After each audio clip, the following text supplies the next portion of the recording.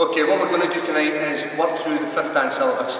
Now, the entire 5th Dan centres around edged weapons work. Now, an edged weapon can either be a hunting knife, it can be a potato peeler out your kitchen, it could be a broken bottle, a piece of glass, a broken mirror with a sharpened edge. Absolutely anything at all that can slash or stab can be classified as an edged weapon. So for tonight we're going to use this, which is basically just a training knife made of aluminium. It's no sharp edge. Here at Edinburgh Bushido they think we're mad, but we're not completely stupid, so we're not going to use a sharpened edge knife, so just use a training knife. Okay, now when you do edged weapons work, it's really important to remember that this is not the dangerous part. This is the dangerous part. If you put the knife on the ground, it's an inanimate object and it can do you no harm whatsoever. It only becomes a danger when it is in the hand of a man or a woman. Now, when a person actually comes towards you with a knife and they're going to attack you, you'll never see it. So the truth be told, if somebody really wants to stab you, or they really want to slash you, or they do some sort of attack with an edged weapon, and they really want to do it, then you'll never know what's going to happen, and there is absolutely no defence to it. So if I really wanted to stab David here, I wouldn't let him see my knife. I would hold it, I would walk past him, wait till I got past, and then I would stab. And I would do the damage there, before he has any sort of opportunity to be able to react to what I'm going to do. So any sort of knife defence is completely useless in that situation. The only time that you would ever use any sort of defences to knives is an absolute last resort. Now initially, the first defence is to put a pair of trainers and run as fast as you can. So that is always your first reaction when somebody pulls a knife out. So David pulls a knife out on me, I immediately pulls it out, I see the knife, I'll run away as fast and as far as I can so he can't catch me. Yeah?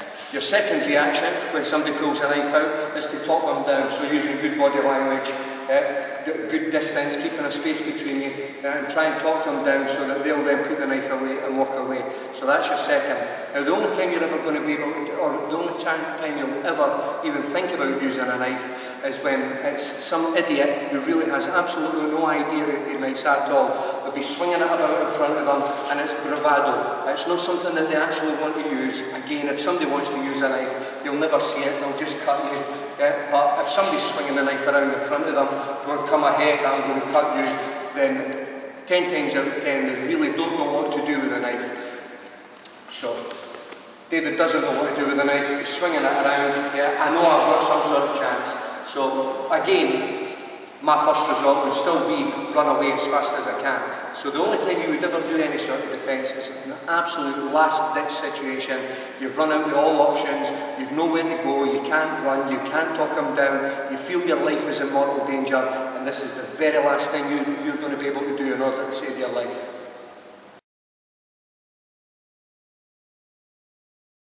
Okay, so here's technique one. So what is going to happen, my partner's going to stab me in the stomach. Again, as always, whenever somebody threatens you, your hands are up and you're in a ready position. So as he stabs, he comes in.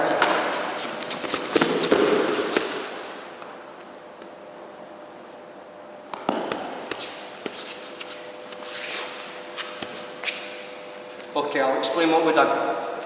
So as he comes in, what I'm doing, just he stabbed me here. So before he gets to this stage, what I'm going to do is I'm also going to enter in towards him.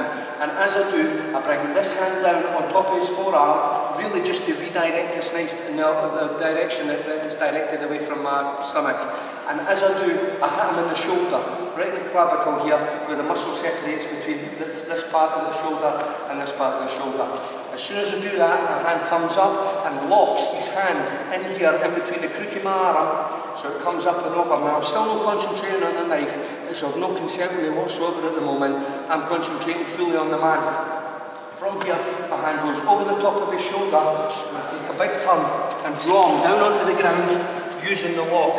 Now it's not always pretty and they don't always go according to plan. As long as he goes down and you remain in control, that is the most important part. You immediately come on the top and force his wrist down towards him.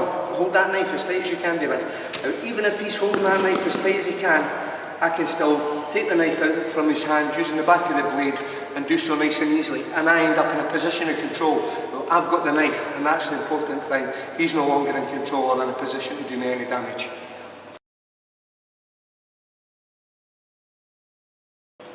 Okay, now what we're going to do tonight, because there's a bit of talking involved in this, is we're just going to do all the techniques to one side. Now it's really easy to turn around and do them to the other side, so really all you need to know, by the time you get to 5th dan, yeah, it should be dead simple for you to transfer techniques from left to right, from right to left, so we're not going to demonstrate to both sides. So this time what's going to happen is, I've been back against the wall, the guy's got the knife up against my throat, he's got a hold of whatever piece of clothing I'm wearing. Yeah. And he wants to take my money or whatever it is he's robbing me for. So immediately as he does it, and he asks me to bring my hands up, I bring my hands up to the side. If you note, they're in line with his hands, so keep that knife nice and tight against my neck. So what I have to do is engage his brain with a question. So any question does, why are you mugging me? You know, what did you have for breakfast? What's your name? Any sort of question whatsoever. And as soon as I ask that question, before he gets a chance to answer, his brain's immediately going to engage it, and as he does, I'm going to move. Now, I'm going to turn my body in this direction, and at the same time, my hand pushes the knife off, so it comes away from my neck. So from here, over and into the other hand. And as it does this, I bring my elbow across the top, the knife is in control, I've got control over the hand he's holding it with. I rotate back in against him, force him down onto the ground with the wrist lock, take the back of the knife and strip the knife away from his hand. And then again, I'm in a controlled position. So what we'll do as an experiment, and just for fun, because David fancies his chances and he thinks he's quicker than I am, which is true because he's a lot younger. Right, so as soon as I move, I want you to cut me with that knife. Are you ready?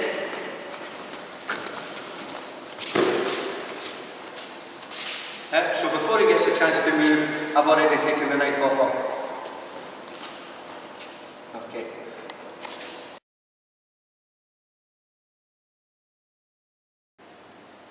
Okay, number 3, we're going to do coup de grace. So again, the guy's got me against the wall, or he's got me in an uncomfortable position. He's got the knife against the outside of my throat this time, and I feel in danger. So again, he's asked me to bring my hands up. Now this time it's a little bit more awkward because I've got to knock the hand from here, but this hand's in the way.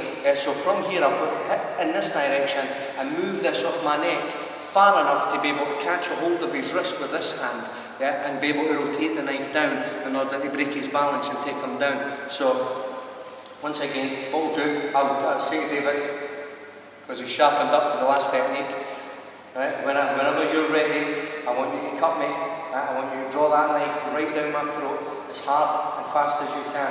Are you ready? Yeah. So before he gets a chance to move, I've taken the knife off my throat, and then turn it over, strip the knife, and rotate him onto his front, so I've got him in a controlling position again.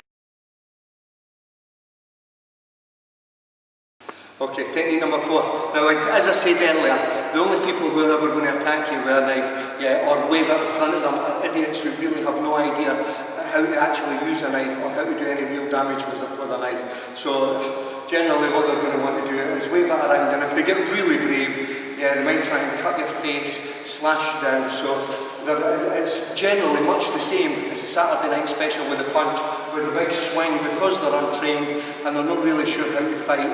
They do the big swinging one, so you can see it coming. And also, if somebody's swinging a knife at you, there's every chance that they've had a few drinks. Nobody in their right mind is going to swing a knife around in the middle of the street unless they're drunk, which also works in your favour as well, if you have to use this and you can't escape in any other way. So, David's a drunk guy, he's swinging a knife about, he wants to slash me. Go back. So as he slashes me, I come in nice and close, and again I step into his space, and I'm going to hit him in the solar plexus at the same time as keeping this hand just over here, as keeping this hand here to protect myself. You never come in with your hands down. My hands are up as always when you're protecting yourself. So I've come close and hit him. As soon as I've hit him, I bring my hand through and I'm going to rotate this over and just keep a hold of my hand. Now there's nothing fancy here, there's no lovely big throws or any big sort of Aikido type techniques. It's just bring this hand up and force him right down to the back to the ground as fast and hard as I can. I pull his hand down, strip the knife off him, and hold him in a position that I feel like I'm in control, only till such times that I get the knife and I can get myself up and extricate myself from the situation.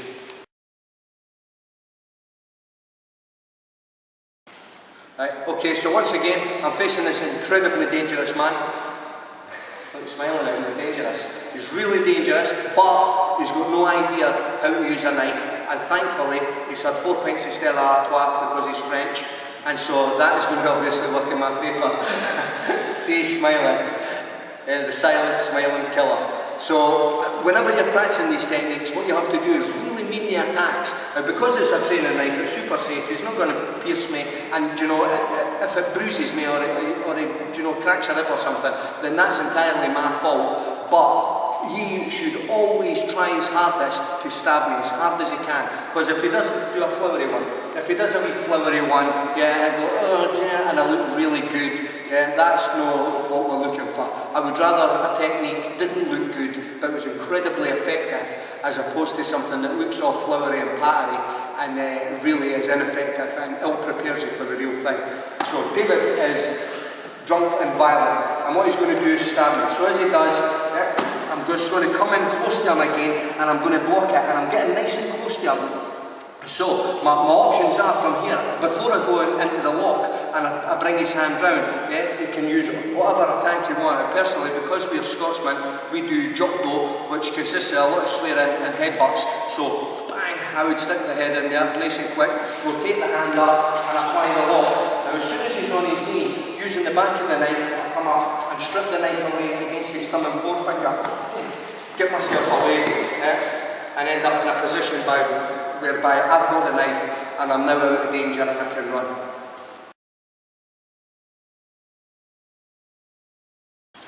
Okay, number 6, again we'll paint the scenario.